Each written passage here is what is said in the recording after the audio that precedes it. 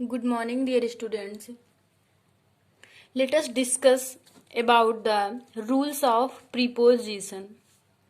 As I will, as I was teach you about the preposition. What is preposition?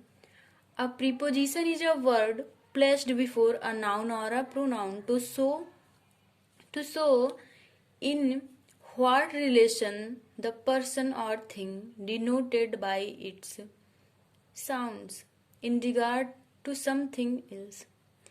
क्या होता है preposition कि noun या फिर किसी प्रोनाउन से पहले आकर के उसका दूसरे नाउन या प्रोनाउन के साथ रिलेशन दिखाता है कि वो क्या कहना चाहता है उसके बारे में। जैसे the boys are in the class.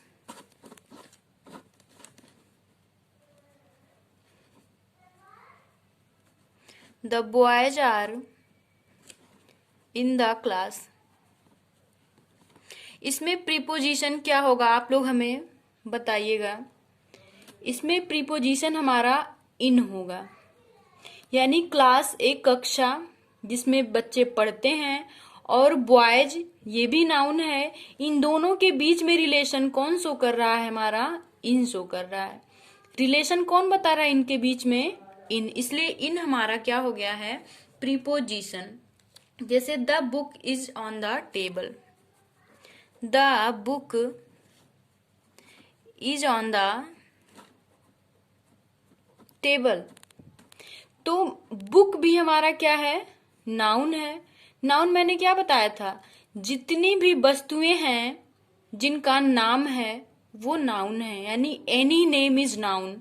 और पृथ्वी पर ऐसी कोई वस्तु ही नहीं जिसका कोई नाम ना हो। नाम सभी का है, इसलिए सारी वस्तुएं क्या है? नाउन है।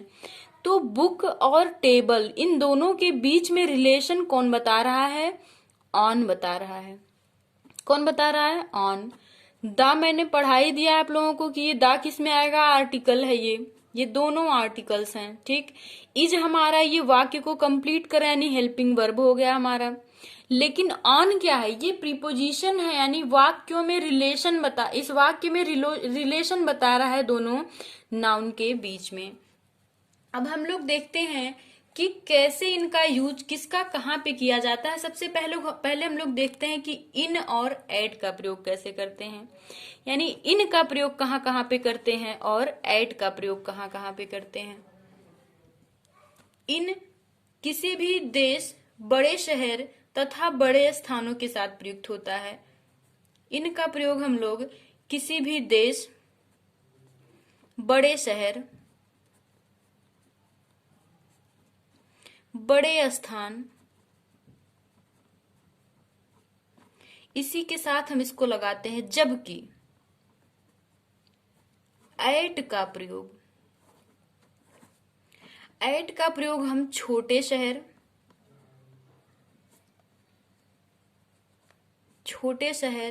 छोटे कस्बों या फिर ग्रामों या गांवों के लिए करते हैं। ठीक। जैसे my brother lives in America. America क्योंकि बड़ा शहर है तो क्या हो जाएगा? इसके आगे हम क्या लगाएंगे? इन लगाएंगे। माई ब्रदर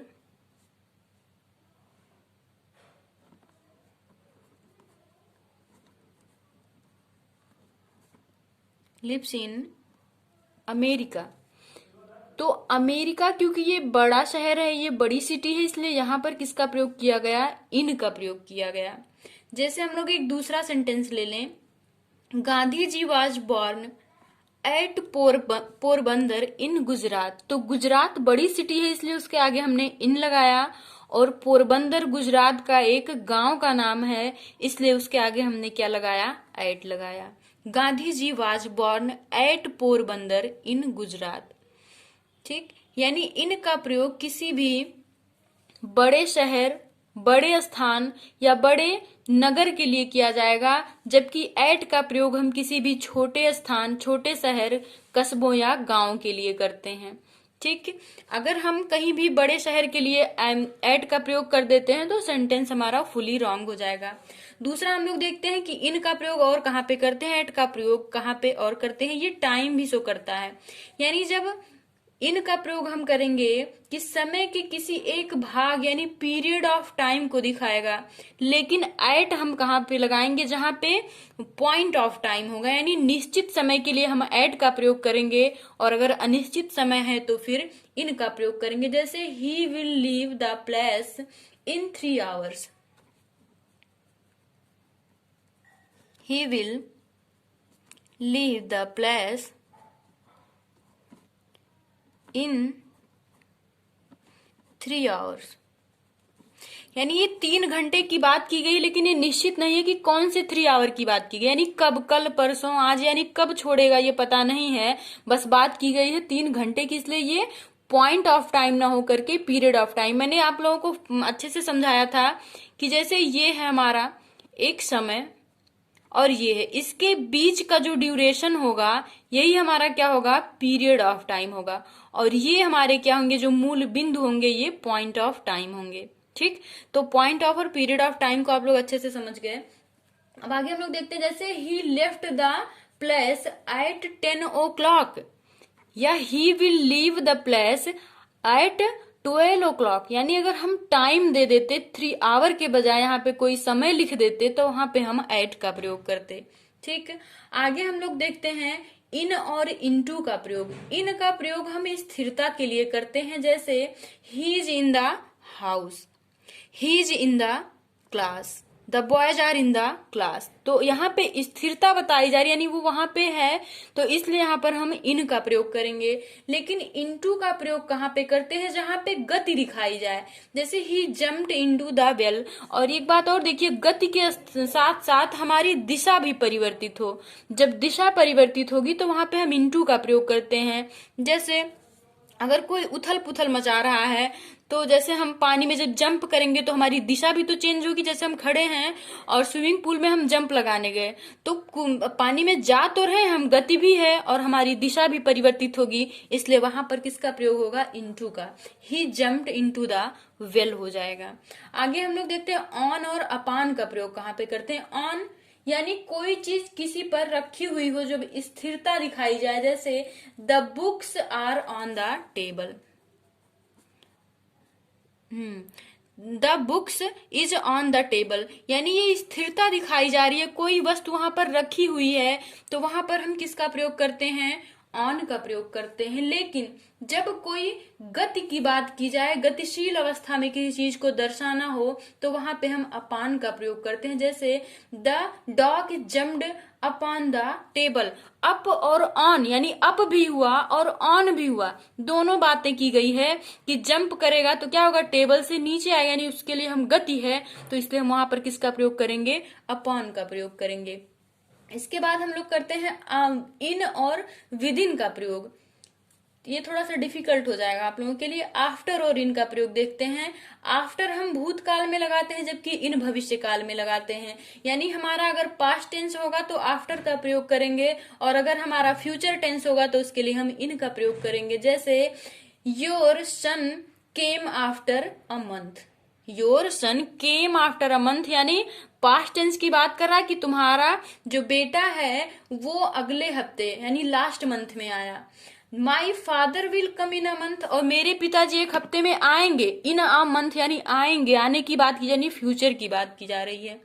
इसके बाद हम लोग विथ और बाई का प्रयोग देखते हैं। विथ का प्रयोग कहाँ पर करते हैं, जब कोई इंस्ट्रूमेंट हो, यानी विथ किसी इंस्ट्रूमेंट को दिखाता है जिससे किसी कार्य को करने का हम प्रयोग करते हैं। जैसे और बाई का प्रयोग हम वहां पर करते हैं जहां पर कोई एजेंट हो या डोयर के लिए आता है। जैसे he was killed by a robber with a gun, यानी जब इंस्ट्रूमेंट यानी किसी साधन की बात की जाएगी तो हम किसका प्रयोग करेंगे, विथ का प्रयोग करेंगे। लेकिन किसके द्वारा के लिए जब प्रदर्शित किया जाएगा तो वहां पे किसका प्रयोग होगा, बाई का प्रयोग होगा। जैसे she wrote a letter with her pen, Ravan was killed by Ram, यानी रावण किसके द्वारा मारा गया, तो राम के द्वारा। यानी अगर किसी जीवित व्यक्ति की बात की जा रही है तो हम बाई का प्रयोग करेंगे, और किसी इंस्ट्रूमेंट का बात किया जा रहा है तो वहां पे हम वहां पर हम विथ का प्रयोग करेंगे। जैसे ही write a letter with her pen हो जाएगा। बाई का भी प्रयोग होता है, जैसे ही सेट बाई मी, ये पास यानी मेरे नजदीक में ही बैठा है। और बाई का प्रयोग हम समय के लिए भी करते हैं, जैसे आई स्वेयर बाई गॉड यानी शपथ के लिए भी करते हैं, जब हम कसम खाते हैं इसके लिए भी होता है। इसके बाद बिटवीन और एमंग का प्रयोग हम लोग देखते हैं। देखिए बिटवीन का प्रयोग केवल दो लोगों के लिए किया जाता है। अगर दो हैं यानी एक और दो लोगों की बात की जा रही है तो बिटवीन का प्रयोग करते हैं, लेकिन एमंग का प्रयोग हम ज्यादा लोगों के लिए करते हैं। जैसे distribute this mango in Ram between Ram and Shyam, तो दो लोग हैं राम और श्याम, इसलिए यहाँ पर बिटवीन का प्रयोग होगा। अगर हम कहें distribute this sweets to all student among all students, यानी सभी विद्यार्थियों की बात की जा रही है, तो इसलिए यहाँ पर किसका प्रयोग होगा, एमंग का प्रयोग होगा। कल हम लोग फिर से प्रीपोजिशन पर ही चर्चा करेंगे, तो आज के लिए इतना ही।